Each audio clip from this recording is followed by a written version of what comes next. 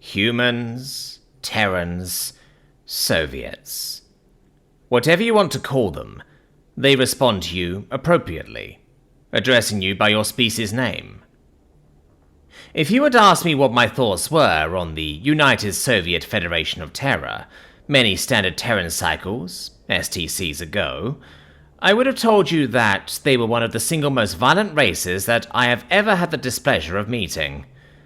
And while I and the Terrans do admit that there is truth in that description, they are far more complex than what any individual or hive mind could possibly conceive. Terrans are a violent and militaristic species, and yet they strive for peace. You can imagine my surprise when my nation, the Tzenkethi hegemony, actively pursued positive diplomatic ties with the Terrans. I was apprehensive at first. Everyone was.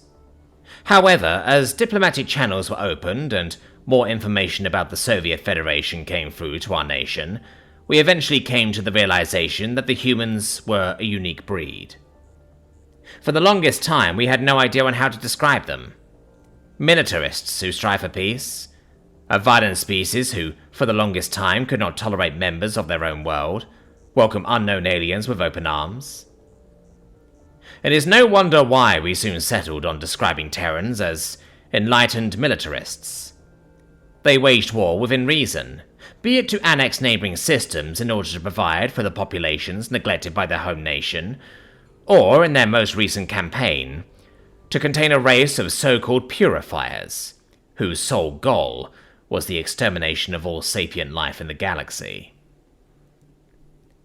I didn't know the full extent of the Terrans' full might, although I am now confident in the knowledge that the United Soviet Federation of Terror is the single most powerful nation in the entire galaxy, indirectly rivaling the ancient empires. Some say that the Terrans directly control half of the galaxy, a star nation so vast it encompasses several thousands of star systems. A nation that is home to ludicrous amounts of species, whom the Terrans treated with the same amount of compassion and respect as they would with members of their own species. You know, I was just a young hatchling when my people first met the Terrans.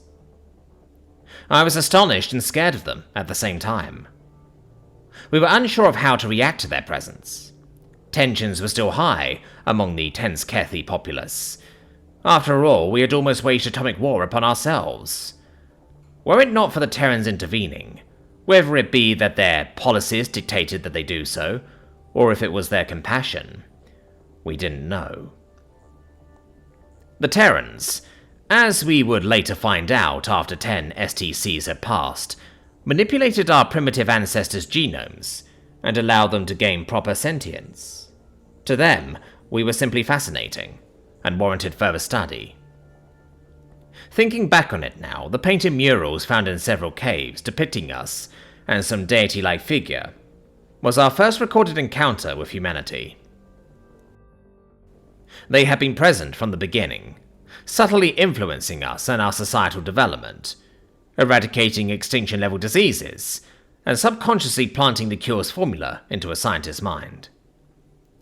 Thanks to our friends from the stars, our development had been accelerated 100-fold.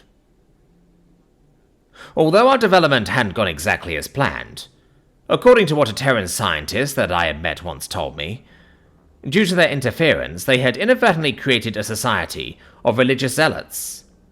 This religious fervor inadvertently led to several devastating wars upon our planet, and all that the Terrans could do was sit back and watch.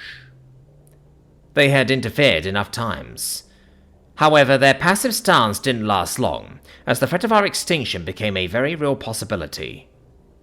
With one final push in the right direction, the Terrans sealed our fate forever. My people won't die out yet. It was too soon for that.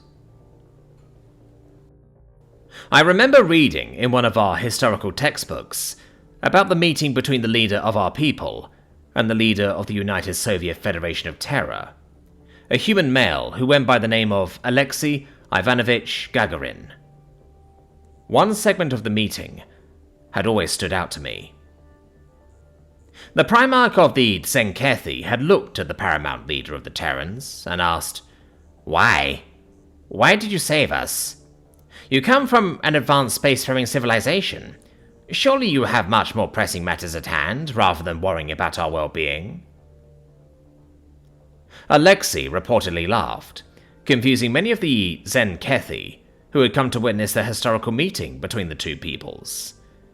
It was the man's reply, however, that resonated with me the most.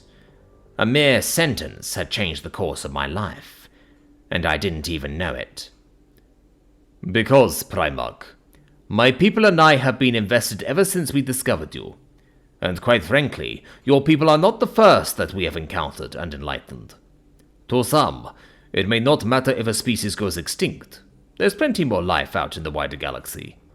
To us, however, well, it will be a shame if a people with vast potential, such as yourselves, has simply been wiped away, relegated to the history of a single planet most will consider insignificant.